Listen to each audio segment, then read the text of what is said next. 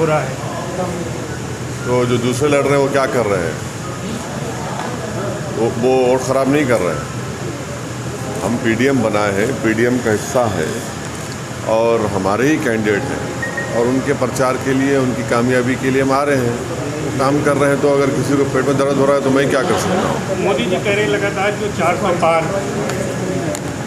400 पार अब कहाँ कह रहे हैं? अब कल भी कहा प्रयागराज में उन्होंने। हाँ, कभी कभी बोल देते हैं, मगर असल मुद्दा ये है कि पेट्रोल 100 पार हो चुका है। उत्तर प्रदेश में जहाँ से मेंबर ऑफ पार्लियामेंट प्रधानमंत्री है, यहाँ पर पेपर लीक हो जाता है, नौजवान परेशान है और प्रधानमंत्री ना मुख्यमंत्री बोलते हैं किसकी आत्मा की वजह से पेपर लीक हुआ है। ये नहीं बोला जाता कि प्रधानमंत्री ने विधानसभा के चुनाव में कहा था कि जो छुट्टा जानवर है उसको मैं देख लूँगा। तीसरे फेज में याद होगा आप लोगों को। अभी क्या हो रहा है देखिए, बेरोज़गारी, सुनिए, महंगाई इतनी ज़्यादा हो चुकी है। पीओके की बात करते हैं, 10 साल से आपने क्या किया है? बड़ा बराबर लीजिए पीओके को, हम भी कह रहे हैं भारत का हिस्सा है और चुनाव में आपको पीओके किया जाता है।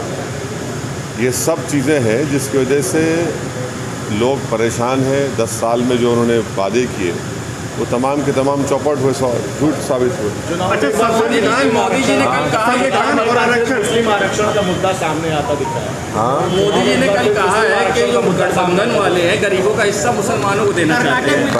पहले तो ये पहली बात तो ये है कि किसी का आरक्षण छीन कर किसी को नहीं दिया गया।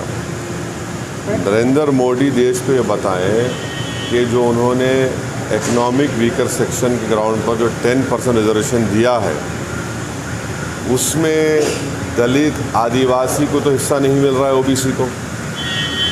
जो आबादी में 20% हिस्सा है उनको अब 10% दे रहे हैं और जो आबादी में 80% हिस्सा है उनको अब 28% पे समेट दिए। तो यही तो सबसे बड़ा धोखा उन्होंने किया है आरक्षण का। अमित शाह जी सर, सवाल है कि चार रैली में जिस तरीके की सिचुएशन चल रही है, आपने देखा होगा कि पिछली 4 इंसिडेंट हो चुकी है, बिना भाषण दिए जाना पड़ा है राहुल गांधी और अखिलेश को। क्या हुआ है? बहुत ज़्यादा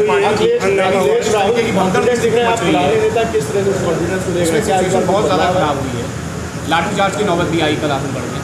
अब एक सभा को ऑर्गेनाइज नहीं कर पा रहे तो चुनाव कैसे लड़ेंगे भाई?